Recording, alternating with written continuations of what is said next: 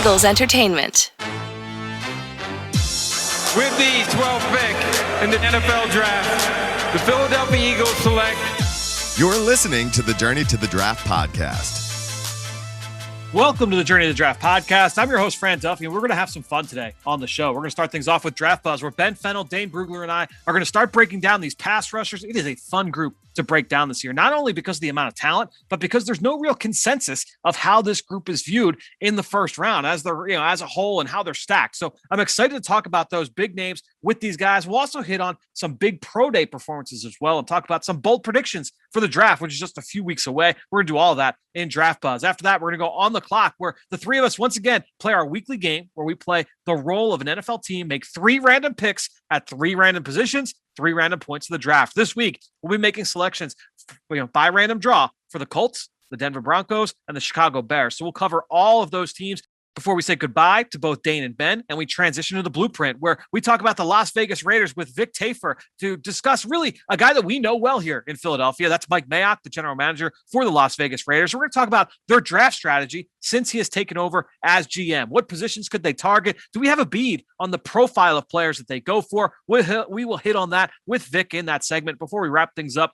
with Draft Mailbag. We've got a couple of good questions from you at home, including a question about a few of the top defensive players in this draft and an Eagles-only mock draft to finish out the episode. Before we get there, just a quick reminder, jump onto our Apple Podcast page. Do us that favor of leaving us a rating. Leave us a comment, whether it's a question about the process, about a specific player, breaking, stacking different players together at a position ranking, a mock draft, really whatever it is. Jump on over to Apple Podcasts, leave us a rating, leave us a comment. It's huge for us. It helps boost the show up in the rankings over on Apple Podcasts, makes it more available for people that are looking for podcasts just like this one. If you love the show, really it's a huge favor for us. If you go over, just leave a question, leave a comment, leave a rating. Really appreciate everybody that has done that lately. That being said, enough housekeeping here. Let's get things started with Draft Buzz. Now it's time for Draft Buzz.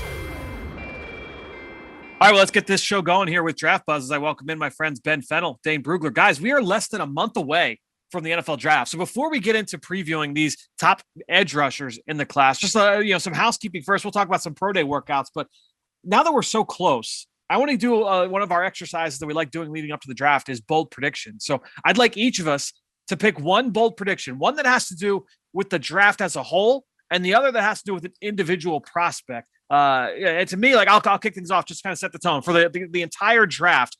I think one thing that'll be very interesting, and we've talked about this from the amount of non-combine guys that are going to get drafted, the amount of guys, the undrafted free agents are going to have a different kind of profile this year than they normally do.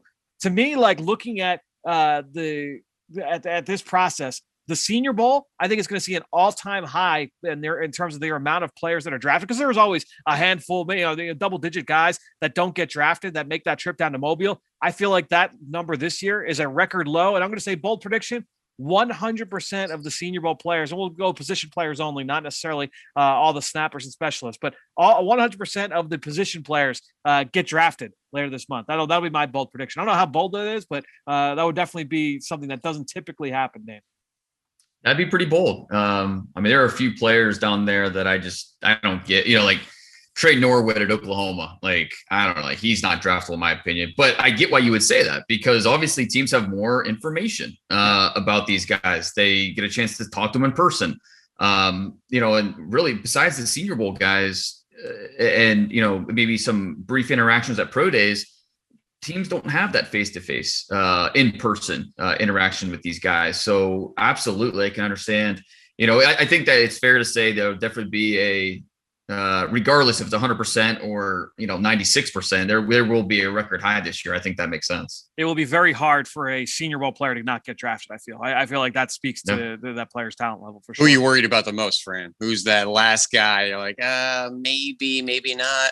Is it Tough Borland for you? Is it Darren Hall? Who do you got? Oh, I feel like Tough Borland's going to be a Jaguar in the 7th round, right? There's no way Urban Meyer does not let Tough Borland make it to undrafted free agency. Cam Bynum, is Cam Bynum I was thinking the Cal lineman. What was it? Jack Kern? Yeah, Jake Kursick, or Curone. Yeah, right.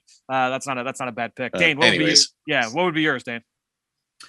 Trey Norwood, the Oklahoma safety nickel corner. I just didn't see it with him. I mean, I thought he lucked into a few interceptions, and that's why, he was kind of, decided to leave early, and why he got invited to the Senior Bowl. But I don't know. I didn't see a draftable player. But all it takes is one team. We know that, and the fact that you had a chance to talk with him, and this is such a condensed class that once you get to rounds 5, 6, 7, it makes more sense taking a chance on a guy that at least you have an idea of who he is than just a traits guy that you just have on paper. So it should be interesting. Ben, let's come to you for a bold prediction. What do you got looking at the draft as a whole? I had a couple thoughts here. I think QB is going to go 1, 2, 3, 4, 5. So we're going to have the 4 in a row, which is the record, and top that with 5 in a row. I don't know if that means Atlanta's taking one at 4 or trading out, or maybe Cincinnati's trading out at 5 for that to happen. My other weird prediction, I'm going to say no interior defensive lineman in round 1. I think this year is going to have a goose egg there. I don't think Barmore or Onzarike or those guys are going to make their way into the 20s. Which now looking at it, I mean, they've never had less than 2. I mean, there was 2 in 2020. That was the lowest in a handful of years. So that would be a big one. No interior defensive lineman drafted in round and tackle guard total will be more than 34. In 2015, I believe, was the record. 22 went on day 3 that year. So I think we're going to shatter that and should be around 40 in my opinion. That's a lot of names there. Dane, give us a bold prediction here for the full draft. Well, I'm going to stay kind of on that same line with what Ben was talking about with the offensive line. I'm going to say at least 13 offensive tackles are going to be drafted top 100. And it's interesting because it gets a little dicey when you talk about guys like Leatherwood or Jalen Mayfield, the could go either way. But regardless, we're going to see more offensive tackles drafted top 100 than usual. Over the last 5 years, average 8.2 offensive tackles drafted in the top 100. We could see 13, 14 this year. It's crazy the amount of offensive line depth in this class. Even guys that don't get a lot of mention, like a Stone Forsythe or a Brendan James from Nebraska, like those guys have legit chances to get into the top 100. Not just talking about the guys, like Walker Little and Eichenberg that, we've talked about as maybe top 50 guys. The back end of that late 3rd round, mid to late 3rd round, I think that tackle class, that tackle run is just going to continue. So we're going to see a lot of tackles top 100. Tommy Doyle, let's say, don't forget my guy there. You might sneak into there as well. It's possible, sure, yeah. But that's just another guy to add to the list. I mean, we could go up to 50. Jalen Moore from Western Michigan has a lot of fans around the league who think that 3rd, 4th round. So don't rule him out. So we're getting 13, 14, 15 names here that are all possible. So Ben, one of your bold predictions was QBs going 1, 2, 3, 4, 5. I'm going to go reverse that, and I'm going to say, look, there's been a lot of buzz about Mac Jones, and let me just say again, I like Mac Jones. I think Mac Jones has got the ability to be an NFL starter, a good NFL starter.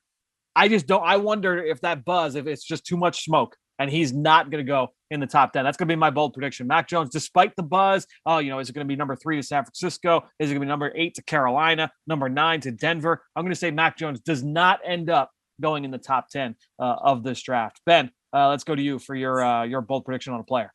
All right, boys, hang on to your butts here because I got a big one here. It's from the same team and kind of the same sentiment. But I think the Stanford boys, the big question marks, the Walker Littles, the Davis Mills, both 1st round picks this year.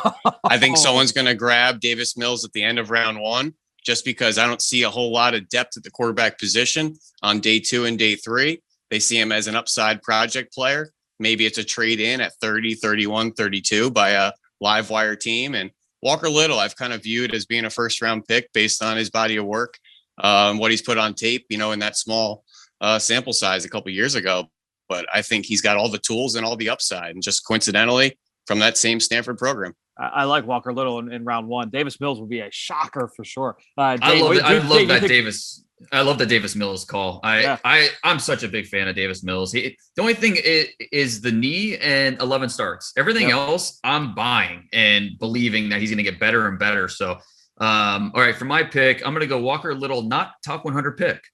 No, nice. I'm just kidding. No, I do think that the knee is going to be an issue. I do think that. And so first round would sure be a surprise. I'm going to go Caleb Farley, not a top 40 pick. I don't, with the back injury, I don't know how bold that is, but I think some people are still talking about him as maybe a first rounder. I think and he's such a supreme talent. So I hate saying it. I think he's the most physically gifted corner in this class. He's never played cornerback until 2 years ago. And he had 2 picks in his debut. Like he's just a natural. Burst is different than most players. His length is outstanding. There's just so much natural ability here. And so I think he's going to get better and better if he can stay on the field. But the injury stuff, it's a problem. The multiple back procedures, obviously the ACL. And it's tough talking about injuries when, we're just not qualified to make any finite statements about these guys and their durability. But it's a real concern around the league, with just talking about his medical background. So I'll say Farley is still available when we start talking about the mid-second round. Interesting. All right. Well, guys, obviously Caleb Farley is a guy that would have ripped up his pro day had he been able to test. I mean, Dane, you mentioned just what he can do from an athleticism standpoint, a really impressive guy on film. But that being said, we did have a bunch of pro days over the last week. And so let's get back into, I think this is kind of the last round of all the big pro days. There's some more this week, but over the last week, anybody really stand out to you in terms of their performance through athletic testing? Ben, I'll come to you first. Yeah, absolutely. And anytime you go down south in the SEC, typically you're going to get some workout warriors. And that's cornerback Marco Wilson from the Florida Gators, who had a huge freshman season in 2018, then kind of moved over to nickel and a safety position, just never really quite lived up to that freshman year. Kind of a weird statement. But if he opted out after that freshman season, he'd be a first round pick based off that body of work. Just been very inconsistent since then, but has been able to show off what he has as an individual. 6 foot, 191, 4.37, 11.4 broad jump, 44-inch vertical with 26 reps of 225. That's a lot of box checking right there. Height, weight, speed, explosiveness, strength, 2,000 snaps in the SEC as a cornerback. Just had kind of inconsistent tape and was moved around to that defense, had a variety of secondary coaches from Charlton Warren over to Torian Gray. They have a new secondary coach coming in 2021. Just need a little stability in that Florida defense there, but he's got a lot of tools and definitely showed off some more speed than his brother. Showed off some arm strength with that cleat throw too. I didn't see that one. The LSU game. That cleat throw. I was gonna say there's something new at the pro day. Okay. No. All right. Well, let's go to. I'll stay in the SEC, and I'm going to go with linebacker Jamin Davis from Kentucky.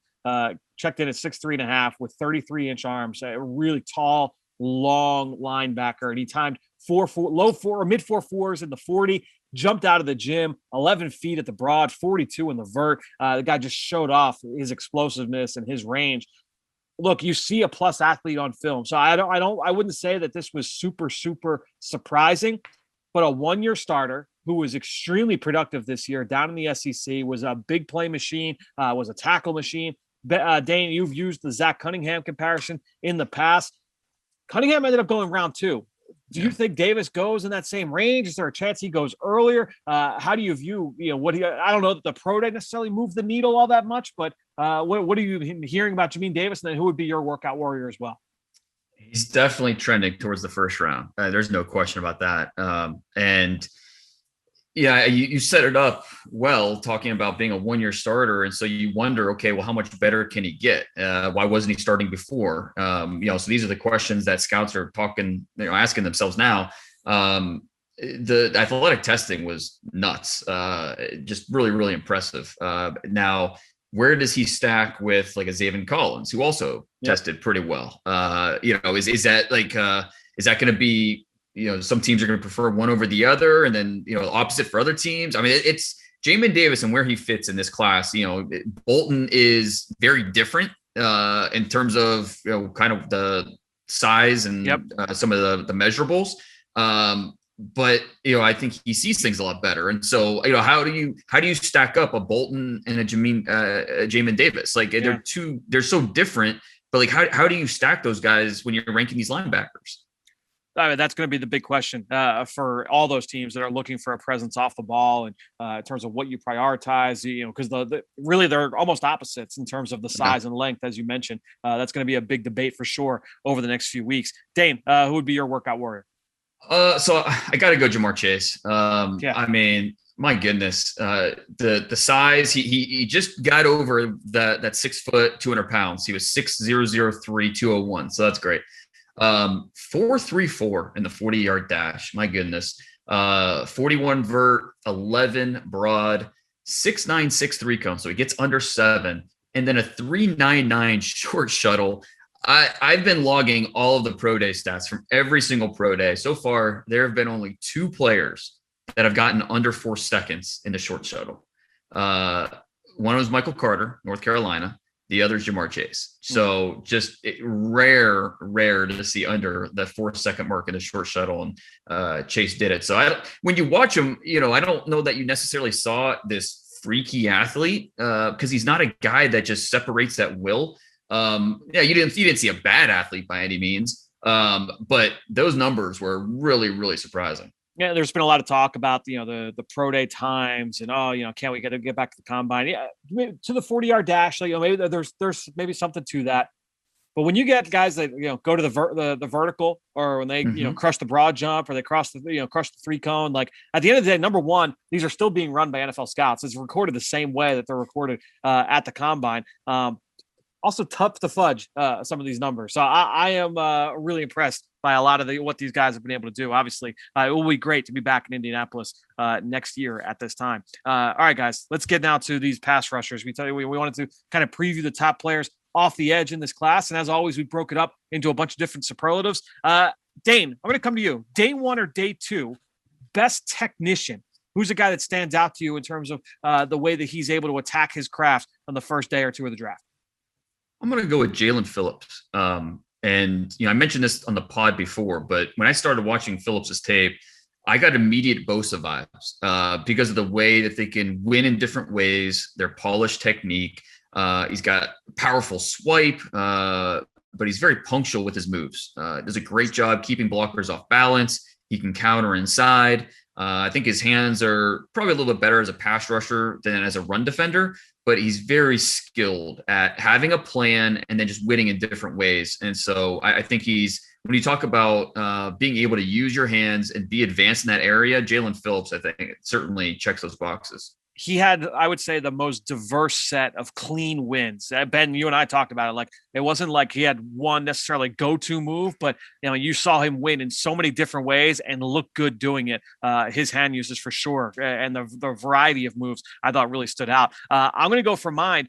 Almost kind of the opposite in that, and I really like pass rushers that, I talk about pass rush plan all the time. And I think a big part of that is, number one, understanding what your strengths and weaknesses are. But then number 2, having that go-to move, having that fastball, and then having change-ups off of that fastball. And so when I look at Georgia's Azeez Ojulari, I think that, a lot of what he did, a lot of that goes with his long arm, and understandably so. We saw the wingspan on this kid. For a guy who's 6'2", he's got the length of a guy who's like 6'4". So everything would start with that long arm, but then he had so many different moves off of that. He'd go, with that stab, slap, rip. He would go with a stab and arm over. Everything would go long arm and then counter off of that. And to me, that's a guy who understands what he's doing. He was really violent with his hands, would get after it against the run as well. And again, you saw the hand usage there and understanding, how to be able to win at the point of attack.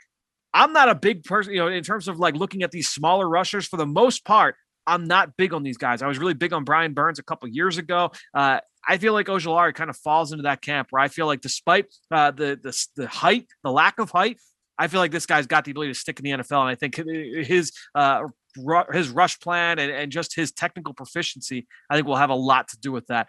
Ben, give us a day 3 guy, best technician off the edge here on day 3. Well, my player is extremely productive. He's always one of the best players on the field when he's on the field, but he has to be technical because he really doesn't have many elite traits. And that's Rashad Weaver out of Pitt, who I think, like Ojulari, has a great pass rush plan, obviously in a much different package, but has that 3-way go that he could win high side off the edge, can shoot inside, and can go right through you with some power. But he has to be so clean with all his technique, his first step, his hand placement, obviously his counter moves, being able to redirect. But because of that, he doesn't have elite strength. He's not an elite bender. He's not elite quickness, but he's very technically sound, in my opinion. And one of the sneaky good run defenders in this class, too. Yeah. I don't know where he goes. I feel good about calling him a day 3 player. But I think he's just going to be one of those 3rd, 4th defensive ends in a room. Just a really solid pro. Yeah, I feel go ahead, Dan. No, so like you said, he's versus both the pass and the run. Like you don't need to hide him, which you really like. I actually graded him as a late 3rd, just because. Even though I don't think he has a high ceiling, like he's not a big time athlete, but I just know I can trust him out there because he is so technically sound, and there's just a lot. The way he uses his length, I love. So I'm a big fan. I think he'd be a good value pick if he makes it to the 4th or 5th. Yeah, and it's surprisingly flexible, the ability to corner for a guy that big as well. I do like Rashad Weaver. Let's go to the next category here. Best pass rush upside. So guys with long-term potential. And I'll go first here, day 1 or day 2. This one's an easy one, guys. I mean, Jason Owe, with what he can be 2-3 years down the line, I think he's got all the traits you're looking for. Obviously, we talked about this from the pro day workout. We knew that. But even just watching him on film, you see that explosive first step. You see flashes of that power to collapse the pocket. You see that ability to turn and corner, the closing burst. The upside is absolutely there with Jason Owe. You talk to people around that Penn State program, and they'll say, everybody kind of loves him in that building, and he's got great work ethic. The guy was a basketball player up through middle school and high school. Just was late in terms of playing the game, so still kind of coming along. He was disruptive. He just wasn't super productive this year in terms of being able to getting home to the quarterback. But you saw him active in the run game. You saw TFLs in the stat sheet. Just didn't get home for sacks this year. But Owe, I would say, biggest pass rush upside, day 1 or day 2. Ben, who else would fit that category for you? Well, I think this player is one of the most elite pass rushing prospects in this class. And to say upside is kind of a question mark because I think he obviously brings a really good skill set with him already. But Chris Rumph II out of Duke is QB pressure, bottled up in a package there. That's what he brings. He's undersized, clearly. Need to find him a place to play on early downs. But as far as his pass rush ability, his fit in sub packages, his fit in pressure schemes, tons of upside, tons of potential. He could be a guy with double-digit sacks with a negative run grade, one of those types of players. So he won't be a fit for everybody, but he's got a lot of potential.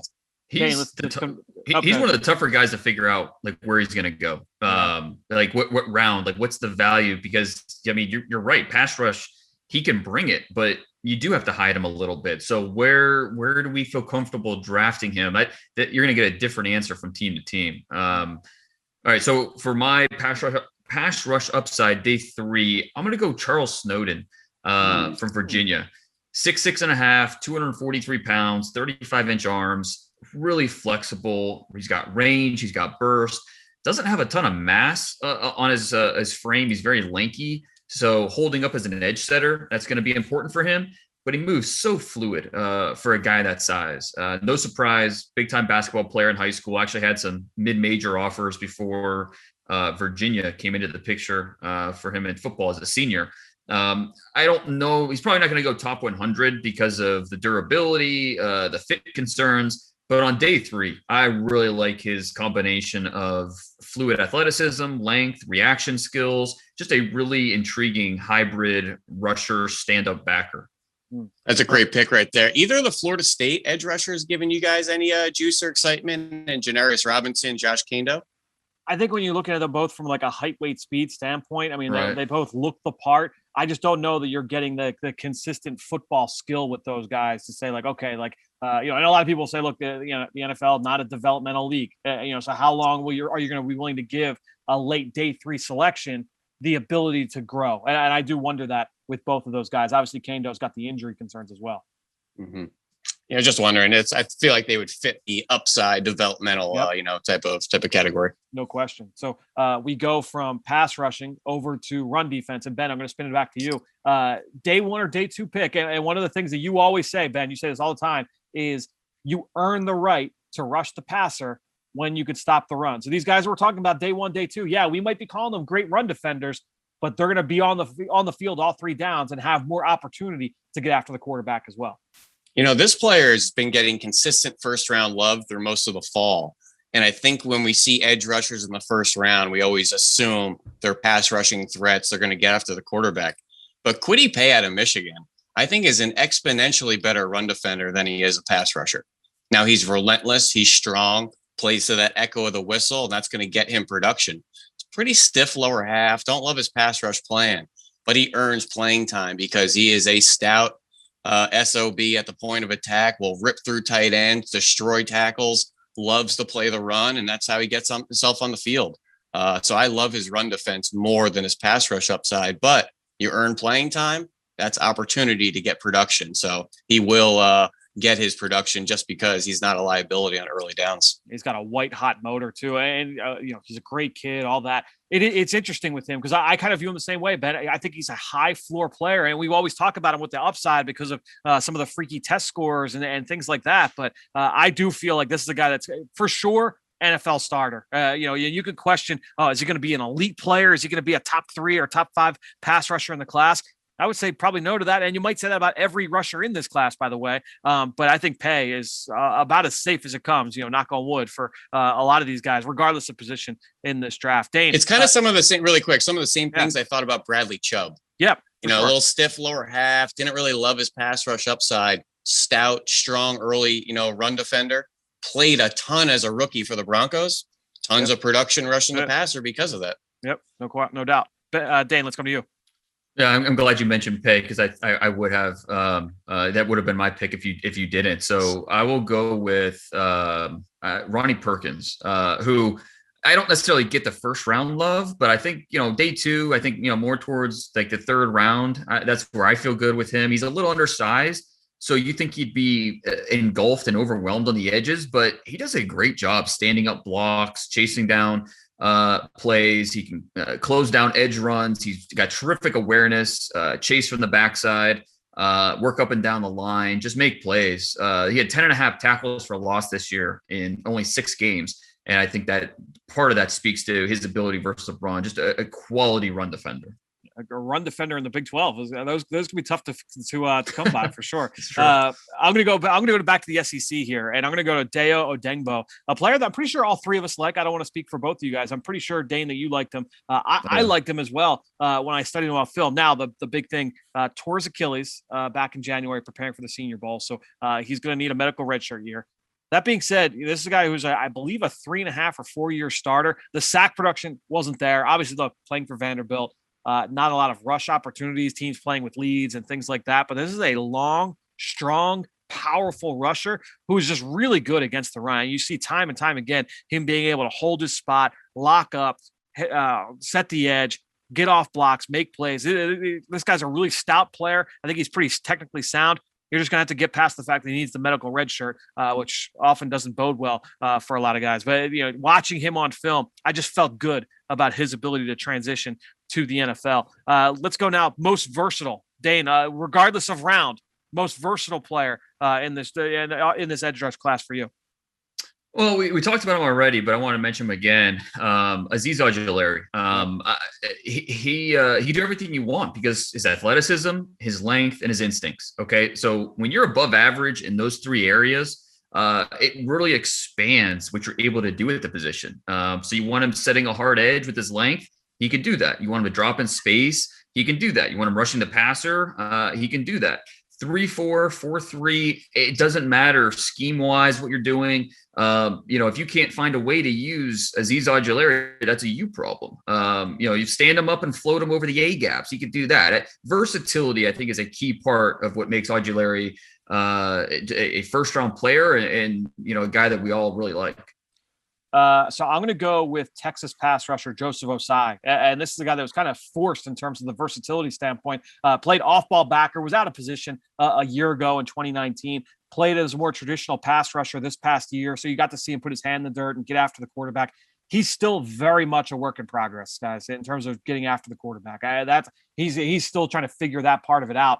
But he's got the best motor of anybody in this class, regardless of position. This guy is nonstop for the football. Still, again, behind the quarterback too much. Gets stuck at the top of the rush too often. Still kind of coming together. But I think this is a guy who's got some physical tools. He's got some good size to him. A name that I wrote down was Lorenzo Carter, and they're slightly different builds. Lorenzo Carter, when he was coming out of Georgia, was kind of an off-ball edge player, a lot hybrid, who was really athletic. And, you saw, okay, well, he's a project on the road. Carter ended up being a third-round pick for the New York Giants. When it's turning, he's a solid starter off the edge. He's not an impact player, but a solid starter for the Giants. I think Osai, kind of a similar career trajectory. I kind of wonder if he'll be able to get even a little bit further past that. But Osai, an interesting player. Every team's going to view him differently. It's going to be fun to be able to watch where he ends up. Ben, who would be the guy for you from who earns that versatility tag? I'm glad you mentioned Deo Odengbo last segment because he is super versatile as well. At 6'6", nearly 270. He's played 0, 3 tech, stand-up edge. He'll play up and down the line.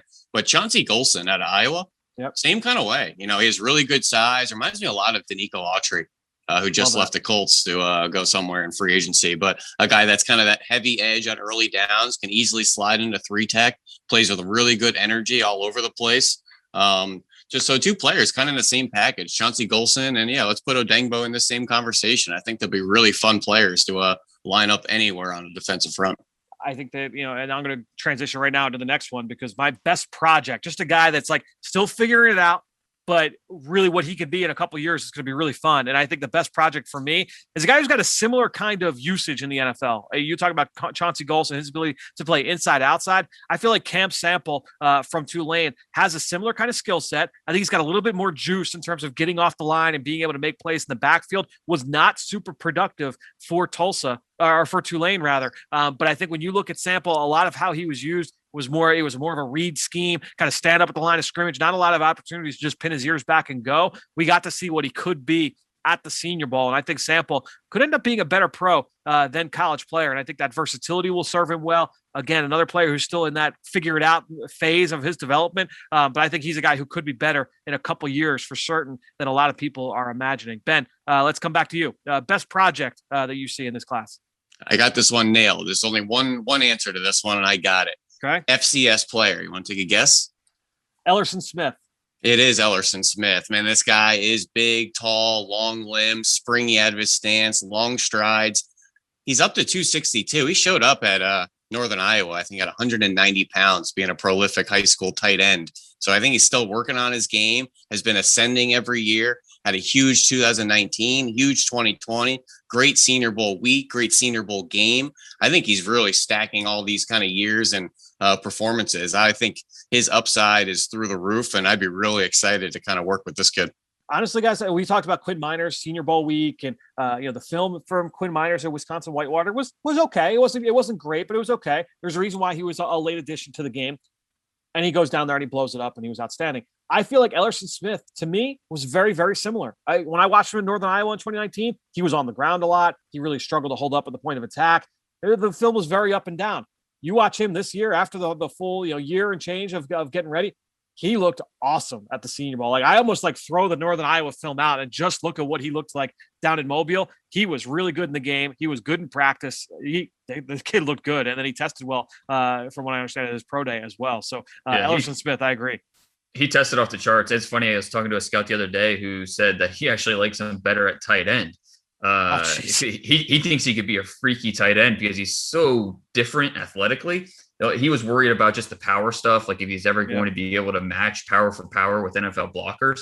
And that's why he wants to see him at tight end. But I mean, regardless, when you have the athletic traits that he does, you're going to get drafted, mid rounds at the latest, and a team's going to invest in you and see what they can get out of you.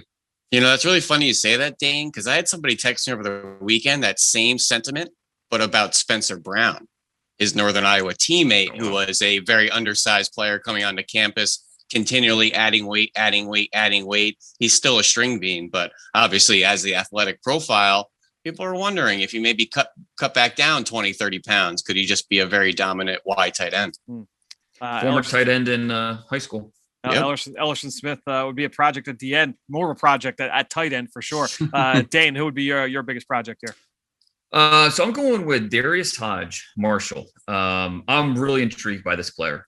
He's a big-time high school linebacker, originally going to NC State before academics changed that. He lands at Marshall and led the team in tackles for loss and sacks the last 2 years. Only 6'1", but he has 34.5-inch arms. So he's able to use that shorter stature to dip and get around blockers, but he has the length of a 6'5" player. This dude refuses to stay blocked. He's got a knack for blocking punts. He had 7 as a senior in high school. He had 2 at Marshall. He needs to be more disciplined, more controlled with how he plays. But the athletic twitch, the length, I think they're just outstanding building blocks. So when we talk about 6th round, this is a type of pass rusher that I'd be looking to draft and develop. He's a guy I have not studied Hodge, but it's certainly a name to keep on my list. We'll see if I can sneak him in here in the next few weeks. Guys, let's wrap it up here with our player comparisons. Ben, I'll come to you first. Who's a player comp you love here off the edge? Put me on the spot here going first. I had a couple that I really like. I like the Jalen Phillips, Whitney Merciless, and I'm completely with you, Dane. His best stuff does look like Nick Bosa, that style of player there. But I've been going with the Shaka Toney, Trent Cole kind of comparison through most of the fall. That really springy first step type of guy that can bend the corner with a variety of kind of quick twitch moves and spin moves. And won't be a fit for every scheme because he's a little undersized, but Shaka Toney, Trent Cole, I could definitely see that. Dane, let's come to you. I'm going to go with Joe Tryon, Marcus Davenport. Interesting. Just on paper, okay, size almost identical. 40 times, Tryon was 4.58, Davenport 4.65. They're 10 yards, 10-yard splits almost identical. Bench press, both 22. Verticals, 35, 33.5, almost identical. Their 3-cone, their short shuttle, almost identical. Just like we're talking about 5 or 6 hundredths of seconds just off. So these guys are really, really close athletically. They look straight out of central casting. They both need work, but you can understand why teams are really excited for what they could be at the next level. So Davenport ended up being a top 15 pick. Tryon probably won't be a top 15 pick, but I don't think it should surprise anybody if he ends up going in the first round. I was just going to say, put him in the list of guys where it's like people will be shocked if this guy goes top 20, top 25, but you could totally say, honestly, I kind of I needed a refresh on him just because I studied him in like late July or early August was the last time I had watched him because he opted out this year. He is really fun. I mean, high motor, he's long, he's explosive, he's rangy. He is a fun player to watch for sure. I'm going to go with another pass rusher from the senior class, and that's Boogie Basham. It took us this long to bring up Carlos Basham from Wake Forest. And to me, like, he reminds me of Zadarius Smith, and not necessarily Zadarius coming out of Kentucky. Smith, I think when he was in Kentucky, was still kind of figuring it out. You didn't quite see as much power. You see him now with the Packers, and he is an absolute force. He is a unit to deal with, whether he's lined up inside or outside.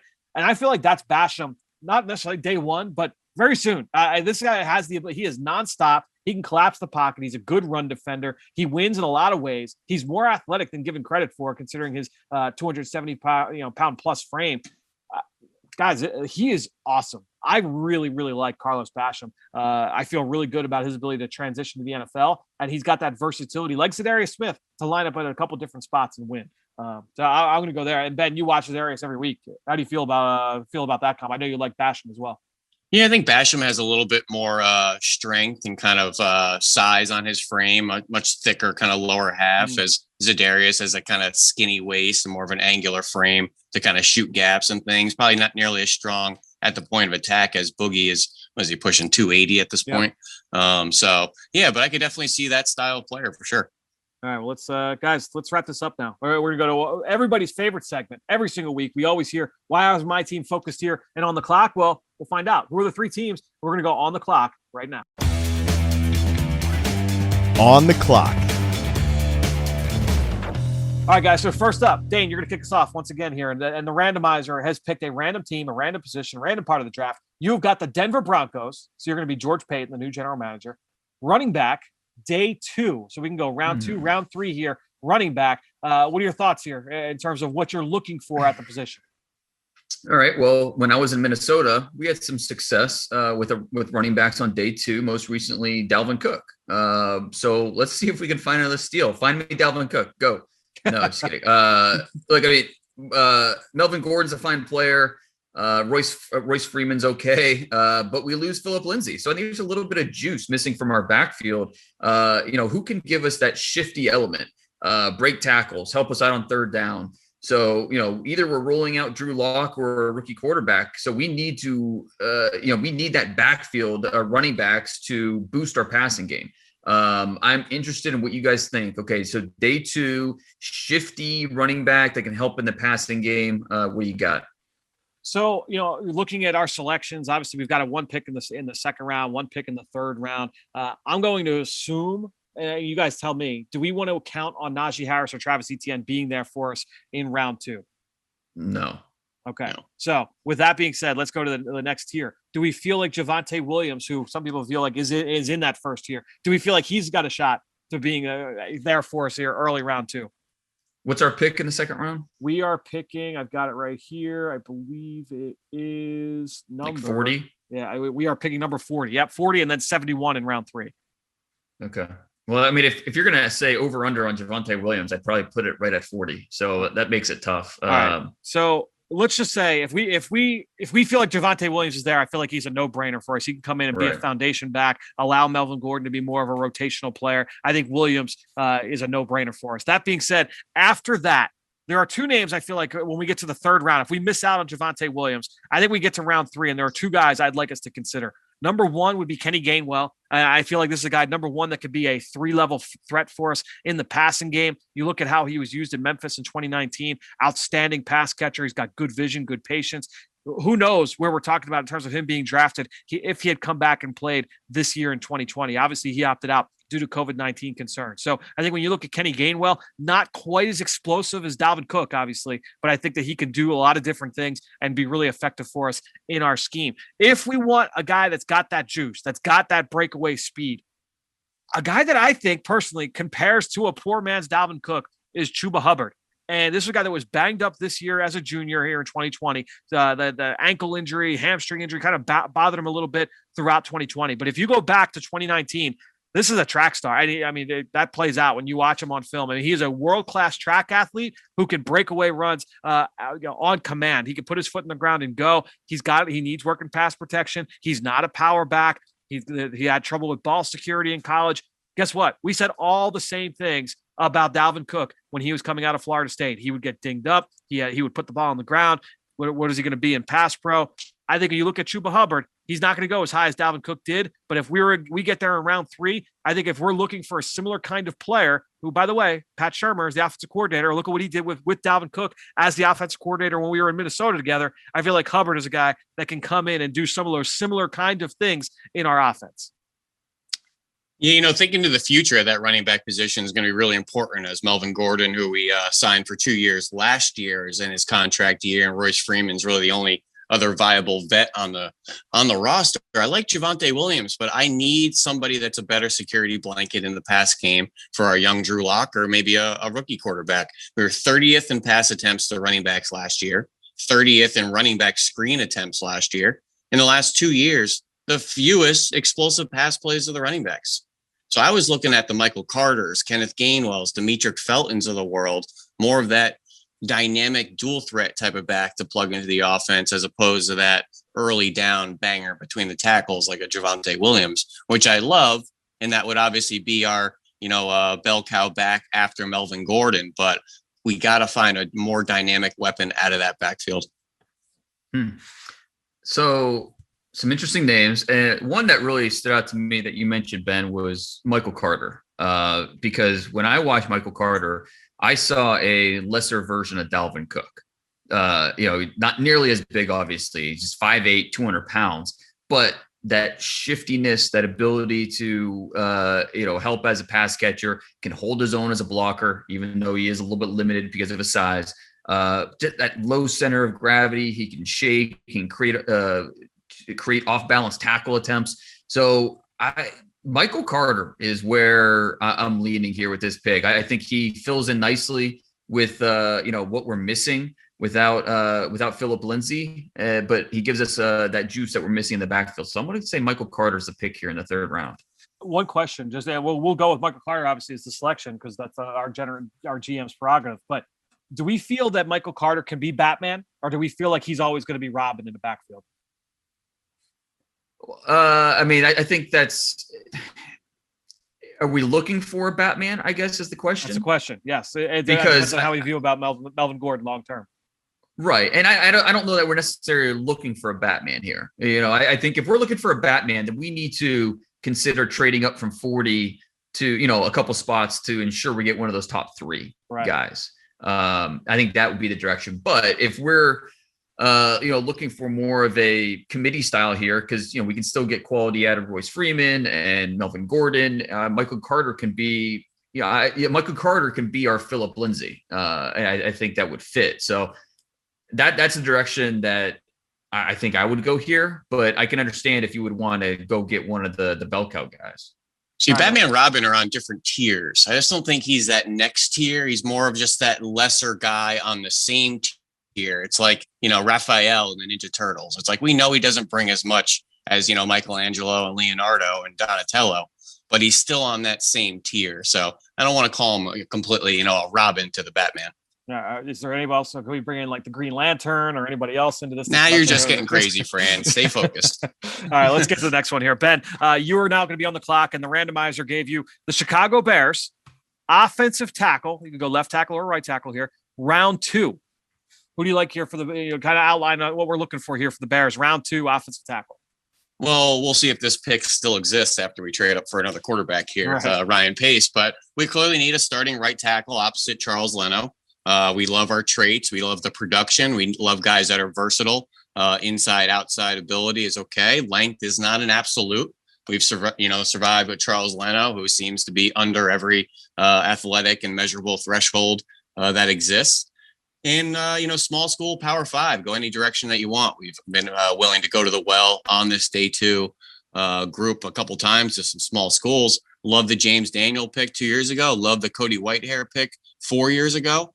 Zone scheme, run game, a lot of screens as well to the backs and receivers. So we're going to need somebody with, somewhat athletic profile there. So definitely going to need a day 1 starter though. All right, Dane, you're up. So if there was a year to target a round 2 tackle, this is it. Really, the track record of round 2 tackles is not great, but this class might buck that trend. And I'm glad you said that length isn't a huge priority, because that's what we're looking at with some of these round 2 tackles. Notre Dame's Liam Eichenberg, he's a fit. 3-year starter, Ohio kid, has played in the Midwest his entire life. Shorter arms, more penalties than you want to see for a guy that's got his experience, but he's just rock solid. North Dakota State's Dylan Radins, I think he would be a fit as well. There's some core strength issues, but physical attitude. He's got enough foot quickness. He can execute reach blocks. He can protect the corner. Instincts, mirroring talent. I think he should be considered. And then one more I'll put out there. BYU's Brady Christensen wasn't always challenged all that much from the 2020 film, but he played at a high level. He tested well above average at his pro day. An older prospect, but I think part of that means he's ready for NFL snaps right now. All 3 of those tackles.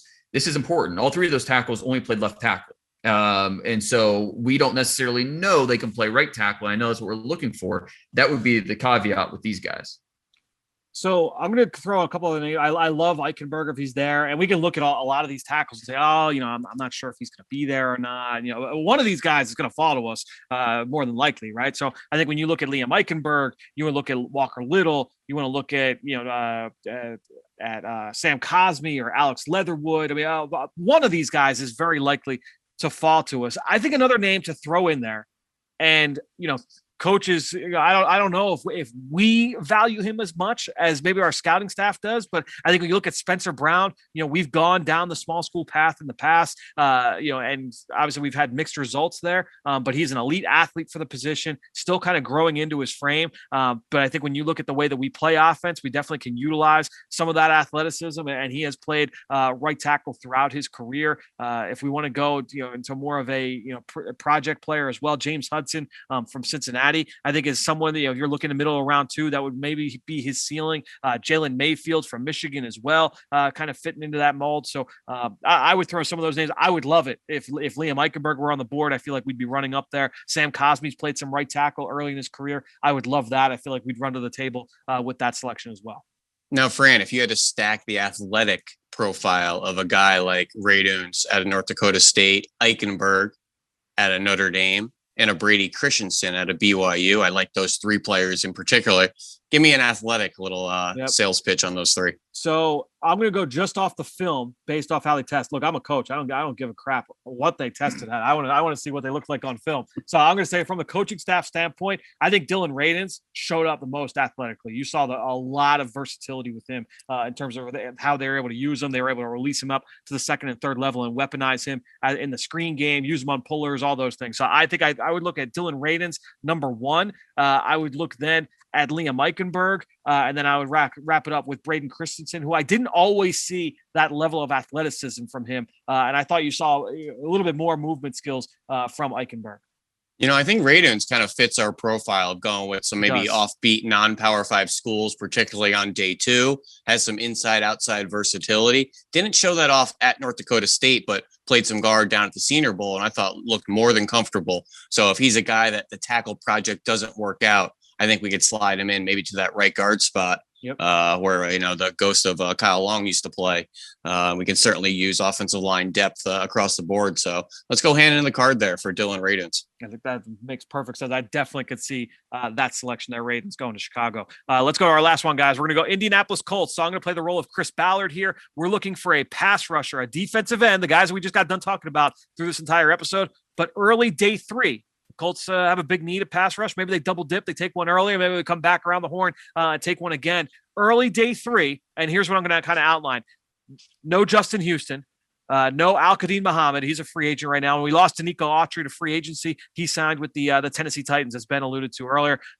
So we've also got some other young guys, the guys we've taken lately, like the Taekwon Lewis's of the world, who are entering contract years. So we have a need here, and really the ability to double dip as well. When you look back at some of the things that we've done in the past, and Zach Hicks, who we've had on the show before, has done a great job of outlining this. They prioritize length up front on the edge. Only one defensive end drafted with sub 33-inch arms over the course of Chris Ballard's career as GM or as a pro director. And that was D Ford, who they took in the first round out of Auburn a couple years ago. And again, John Dorsey was the GM for that selection. Prioritize athleticism and explosiveness. We want guys that can get off the ball and get after the quarterback. Heavy lean on Senior Bowl players, regardless of position, but especially along the edge here.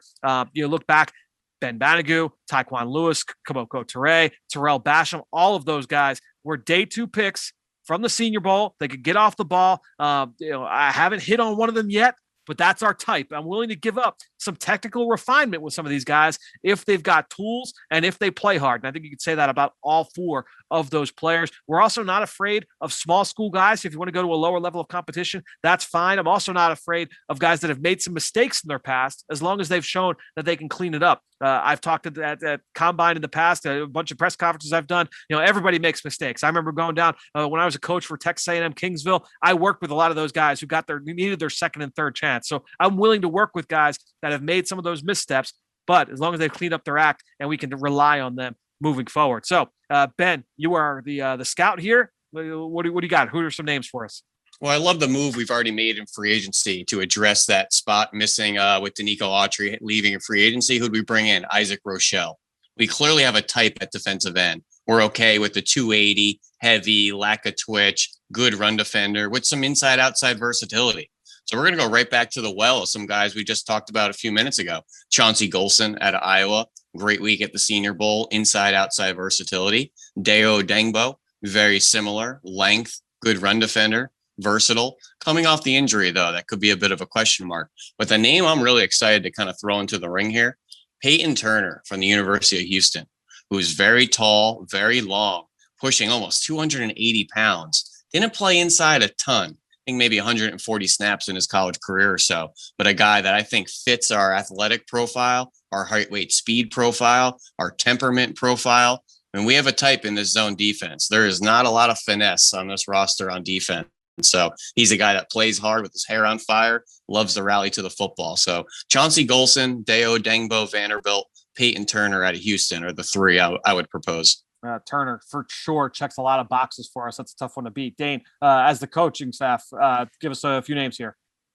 Well, yeah, as the coaches, Chauncey Golston, that's the name that stood out.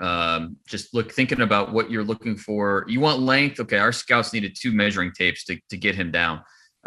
He highly instinctive versus the run, which I know is really important to our core philosophy. He's a team captain. The Iowa coaches rave about his energy, his versatility. He doesn't have those high-end athletic testing that we usually go for, but he's not deficient in that area as well. So you want him to line up inside, outside. He can do that. I think he brings a lot to our defensive line.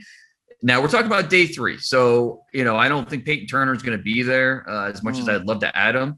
But, if we're talking day 3 guys, if we want to put more of a premium on the athletic testing, I think we have to look at the Florida State defensive ends with Kando and Janarius Robinson, both 35-inch arms, 34.5-inch arms. They both tested really well in the 4.6s.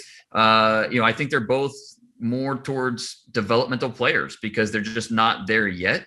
But the talent, the athleticism, the length, on day 3, if that's what we're going to be gearing towards, those guys check the boxes. And Ballard, really fast, 2 names that I was excited about. I just don't think they fit our length profile, and that's Teron Jackson and Cam Sample. 2 guys that I think would be, good fits stylistically and temperament wise, but both coming in at kind of that 6'2" ballpark at, 275. I just don't think is the length we want, although they would be welcome, with open arms, with the way they play, with their effort, motor, turnover machine. I just think we need a little bit more length there. Teron Jackson actually just makes the threshold, but Sample does not. Guys, there's one other name that I feel checks a lot of boxes for us. I want to bring him up to you. How do you feel about Jordan Smith from UAB? Interesting. That's a good name. I think he's yet to play his best football. Length for days. He still has filling out to do. Like, I think he almost needs like a redshirt year, his first year, as he gets stronger. If we want to play him, we could play him standing up. We could play him with his hand on the ground. We could do different things with him. So he's a really versatile talent who, is more of a project than a guy that's ready to come in and contribute. But that's a talent right there. Ben, do you feel like he's a better fit for us than Chauncey Golston?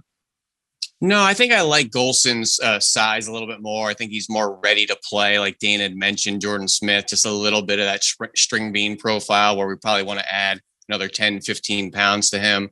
Was a sneaky good run defender at UAB. So he does have the pass rush upside, but he was a good run defender.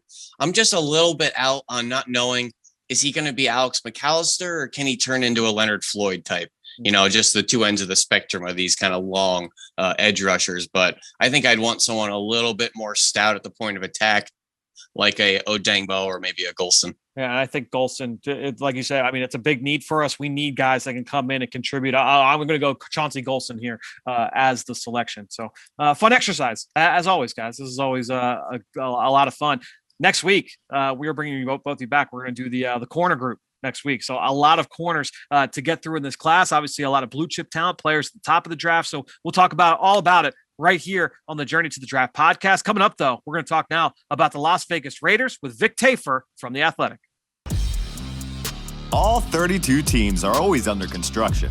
How are they being built? Let's check out the blueprint. All right, well, excited to dig into the Raiders here with Vic Tafur from The Athletic. Vic, thanks so much for joining us here on the Blueprint on the Journey to the Draft podcast.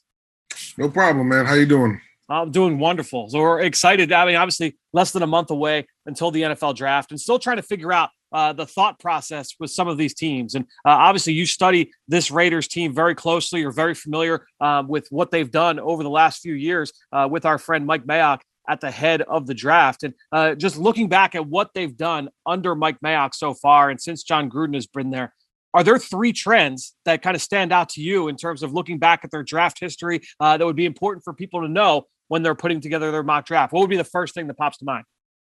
I guess both he and John Gruden seem to like kids from big schools. They like the Alabamas and the Clemsons. They like guys who've gone through the very kind of proving grounds of these top players, kind of a system that's been proven, and just a high discipline kind of a system where these guys are definitely almost like a mini NFL organization, kind of the way these big schools are run. So for me, it's a big one for both these guys.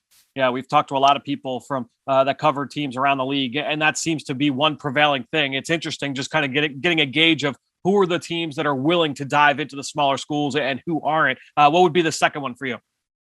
Well, I was going to say they have found some kids like Max Crosby, Eastern Michigan, wasn't a big school. That was probably their best pick so far. I think the other thing is all coaches say this about they want guys with high motors and guys who love football.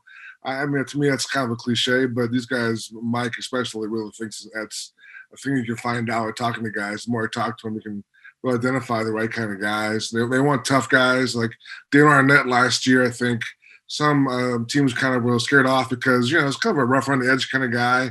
Had some small issues in college, but they liked the grittiness. They liked the toughness. They liked the kind of guy he was. So, I mean, that's kind of some say it's maybe a risk, but that's the kind of guy they want. They want tough kids who don't back down from anything.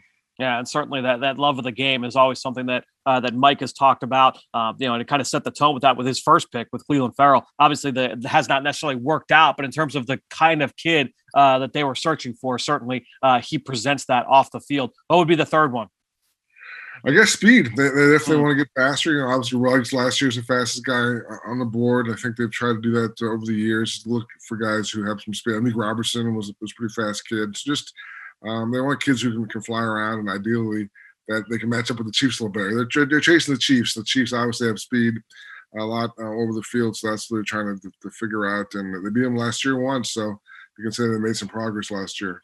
Yeah, in true Raiders fashion, we know that the speed has always been a big thing with that organization for sure. We talked about a couple of the schools that you had brought up, Alabama, Clemson. Certainly, they've been digging into those two programs in particular. But are there any other schools that, whether it's with Mike Mayock or with John Gruden, with this coaching staff, just connections that we should really make sure we take into account when we're trying to connect some of these dots here in the draft? Well, it's tough because Mike has, from being the guru at NFL Network for so long, he has all his connections that he developed over the years. So he thinks he's a pretty good foothold in a lot of schools. I think, to me, those two really stand out, especially Clemson. Clemson, they had at one point a couple of years ago, the coaching staff was all wearing Clemson hoodies, and Dabble's been out here a couple of times, and just almost like they want to adopt him as a junior program. Then last year they took TMU's, I thought, way too high, but because they thought he was the right kind of guy, and so sometimes it backfires. But I think definitely they definitely have a really strong knowledge of what's going on at Clemson at all times. Yeah, I mean, it seems like everyone kind of points to that national title game between Bama and Clemson a couple of years ago, and how many players from that game have ended up on this Raiders team. It's really interesting, just kind of pointing back to those two teams. And obviously Mike, former color commentator for Notre Dame, so he's got some inroads over in South Bend, Indiana as well. What are the three biggest needs for this team now going into this stage of the offseason so close to the draft? Well, I think they definitely need a right tackle. I mean, Trent Brown got traded to the Patriots. They don't really have a replacement on hand. They have Brandon Parker, the third-round pick, who hasn't quite panned out even from 2018. I think Colton Miller was the first-round pick that year, and obviously they gave him a big payday this other day, so he's at left tackle. But they needed a right tackle. I think that's probably the biggest thing. And this draft, the good thing is I think you can wait until round 2. I think there's so many tackles in this draft.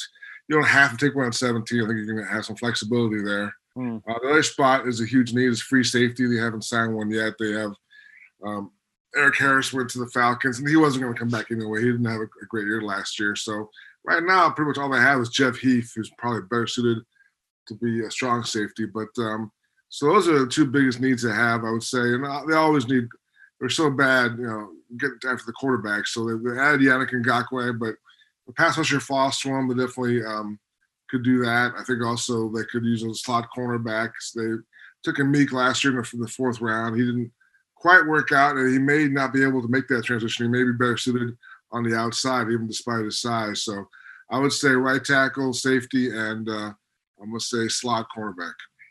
Everyone, when it comes to best player available versus team needs, it seems like most teams are going to draft for need more often than not, especially early in the draft. It does depend on, I think, where you're at in the team building process. When you look at where the Raiders are right now, do you feel like they're going to go in and go hard after needs? Do you think that Mike will try and trend toward best player available? How do you think that they approach this? I think they'll probably take the best player available at a spot they need. I think that's probably what most teams do. I think it's a cliche, but I will say this. I think they've tried to address their depth a little bit. It was pretty bad last year, so they've added some a lot of guys in free agency, especially up front. So I think if they were in a spot at 17, if say like, a great linebacker fell, or like maybe one of the pass rushers from Miami or Kwity Paye was there, that might be too tempting to pass up. So I think the plan right now, I think, is definitely a right tackle or safety. But you never know. I think definitely they could probably talk themselves into a player somewhere else if they thought he was better than what they had on hand right now. So you brought up a couple players there. Is there a name or two that is being mocked consistently to the Raiders that just make sense, that just connect a lot of dots and just kind of check a lot of boxes for some of the things we've talked about? Well, I mean, people are kind of leaning towards the safeties. So I think for me, there's only two safeties really that are above everybody else in this class. Is it how you pronounce it? Is it Morning or is it Merrick? Merrick, I'm sorry.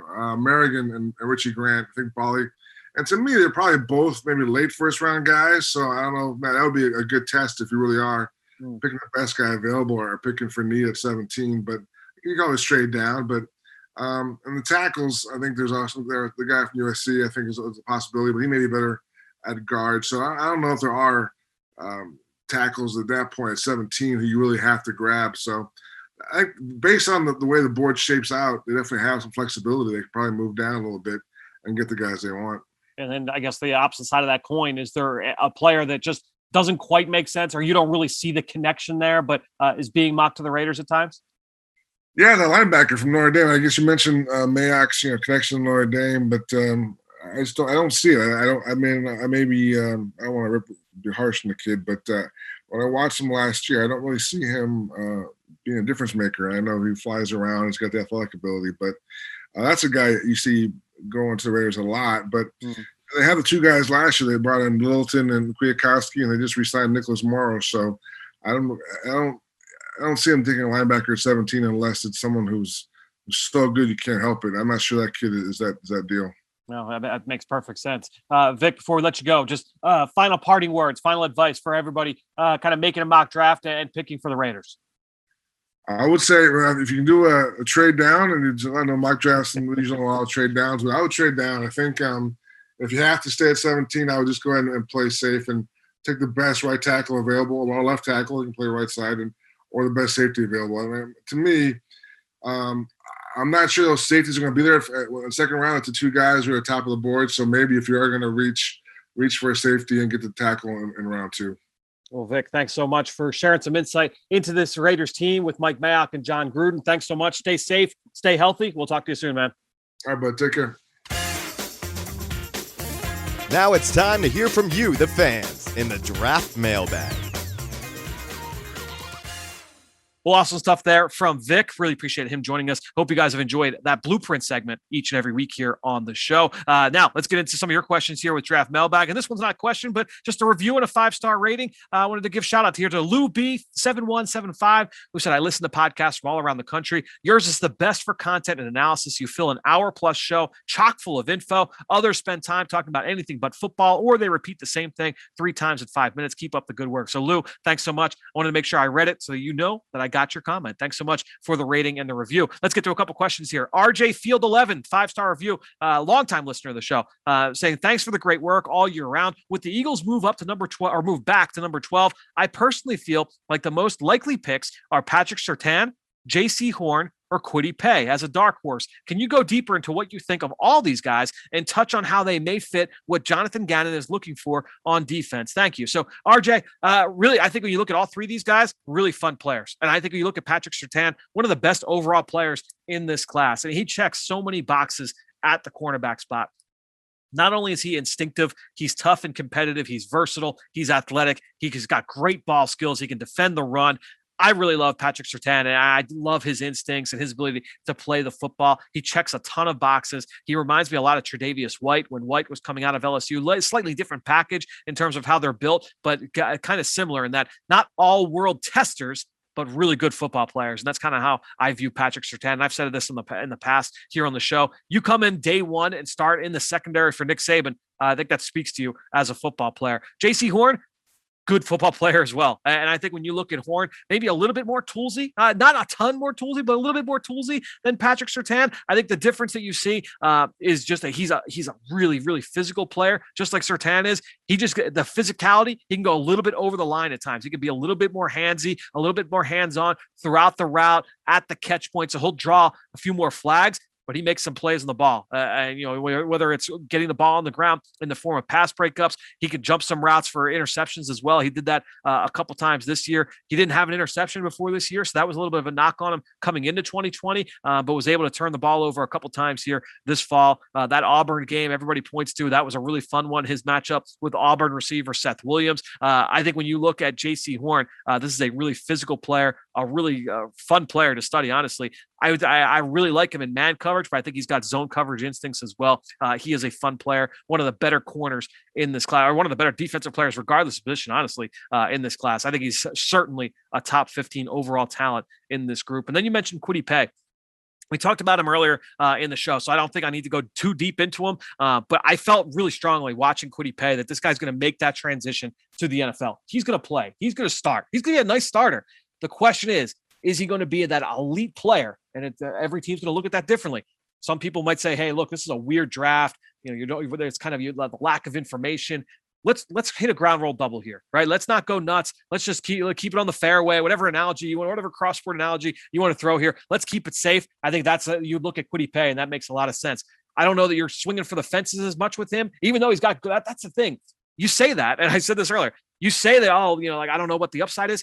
His test numbers are ridiculous. And when you look at how he was used, he was moved all around the defensive front. He kind of, maybe was used in a way that wasn't always great for his skill set. If you say, "Hey, we're just going to pin your ears back, you line up at 7 technique and just go," what is his production going to look like? He might be a much better pro, a much more productive pro than he was a college player. So I sit here and say that the upside might not be great, but I feel really good about the floor. Kwity Paye is a really fun player. So RJ, good question there about those three players. Let's wrap it up with Pete Nathan, another longtime listener, left a 5-star review saying, "Yo, friend, you guys do an awesome job educating us on these draft picks. I've been listening to you since 2013. There you go, longtime listener. Like I said, I'm an Eagles fan from San Jose, California. Here's my Eagles mock draft. Most of these picks are for life after 2021 and beyond." So let's just buzz through this one real quick. J.C. Horn in the first round. Just talked about J.C. Great player. Round 2, Brevin Jordan, the tight end from Miami. I think he's a really fun matchup player. He's got the ability to create with the ball in his hands, which is rare for the tight end position. Really like his ability to win at the catch point. He's a little bit smaller, but this is a guy that you can move around, and he's competitive as a blocker as well. I really like Brevin Jordan. And the more I watched, the more I really, really liked him. I think he's going to translate well to today's league. Round 3, 2 players here. You've got Carlos Basham in round 3, which I'm going to be honest, there is like no chance he is there in the 3rd round. He is, to me, is a top 40 talent for sure, and almost certainly a 1st-round pick in this draft. I'd be shocked if he fell to round 3. We talked about Basham earlier in the show. The second, 3rd round pick, Andre Cisco, who I think makes sense when you start getting to this part of the draft. This is a high ceiling player, outstanding range as a post safety, great ball skills, unique ball skills for the safety spot. He's just got to be a little bit more consistent in terms of his angles, his discipline with his eyes. As a tackler, he's got things that he's got to get better at. But this is a guy who's got outstanding physical tools. And you mentioned the ball skills, the instincts in coverage are really, really impressive. Coming off a torn ACL from this past October. So you got to find out where he's at medically, but a really fun player on film. Let's go to day 3 here and a whole bunch of picks. Staying in that Syracuse secondary, Trill Williams, who was there with Andre Cisco. He is a height, weight, speed project, really impressive athlete. Again, kind of like Cisco, still putting it together. So this is a guy who hopefully his best football is ahead of him. Seth Williams, wide receiver from Auburn. Pete actually says, if not Seth Williams, then maybe Josh Palmer from Tennessee. I think when you look at both these players, they're tall and they're long. I would say that Palmer is probably a little bit more athletic. He's got a little bit more juice off the line of scrimmage, can be more of an impact player down the field. We saw Josh Palmer, honestly, beat up a little bit on Patrick Surtain, beat him for a couple plays down the field. Surtain got his as well. That's why it's funny. I just watched that game last week for Patrick Surtain, and because that's the one everyone points to and says, "Oh, you got to worry about Surtain and his long speed."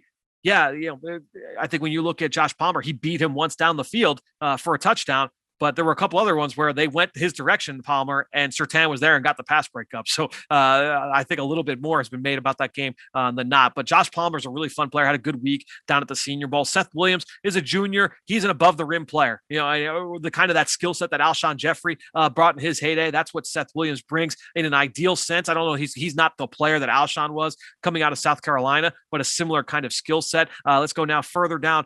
We get to round 6. 3 players here. Drake Jackson from Kentucky, Sean Davis from Florida, KJ Britt from Auburn. So 3 SEC players, 3 guys that were also down at the Senior Bowl. Drake Jackson, smart, fundamentally sound, longtime starter at center. He's not a power player, but he's an athletic kid. And again, smart and technically sound. I think a lot of people feel that he can translate to be a starter in the league. Sean Davis, I like, from Florida. Plays over the top, really good tackler, takes good angles. Honestly, he kind of reminds me of like Anthony Harris, who the Eagles just signed at free agency. I think he has a lot of those same traits. Harris ended up going undrafted out of Virginia. We'll see where Davis ends up going when it's all said and done. But I like Sean Davis when I studied him a few weeks back. KJ Britt from Auburn. He's a throwback player, kind of a short, squatty build, but really ferocious downhill. Physical player, good run player. You just question, what is the pass coverage upside? What is the athletic potential there for KJ Britt? But he is a fun player to study. And he only played a game and a half, I think, this year before he was injured, but a really good player downhill in the tackle box. Let's go now. Anthony Hines, linebacker from A&M. Rangy player, high upside, opted out, was a former big-time recruit. I like that as an upside player. Think of like a Kamu Grugier-Hill kind of skill set. I think he's got those kind of tools here moving forward. And then 7th round, Ian Book, the quarterback from Notre Dame, the winningest quarterback in Notre Dame history. That makes sense there late in the draft. So good mock draft there from Pete. Thanks so much to Pete, to RJ, to Lou. Thanks for all of your ratings. Again, the best way to throw us your support, go into Apple Podcasts, leave us a rating, leave us a comment. Thanks to all of you guys for doing exactly that. We'll be back here later this week. We're going to talk wide receivers with Greg Cosell. We're going to have a player on, a prospect for this draft. We didn't do the interview yet. I don't want to jinx it, but that's the hope here is we're going to have another player later this week. And then Ben Fennell and I will be back doing another mock draft right here on the Journey to the Draft podcast. In just over 3 years, Eagles Autism Foundation has raised millions of dollars for autism research and care. But this is about so much more than just fundraising. This is about making a transformational difference in the lives of those affected by autism. This is about bringing our community together. With inclusive, sensory-friendly events and accessible resources, we meet families where they need us most and where we can serve them best. Together, we're united in our mission to improve the lives of the autism community and to turn awareness into action. It's what we focus on every day in every way.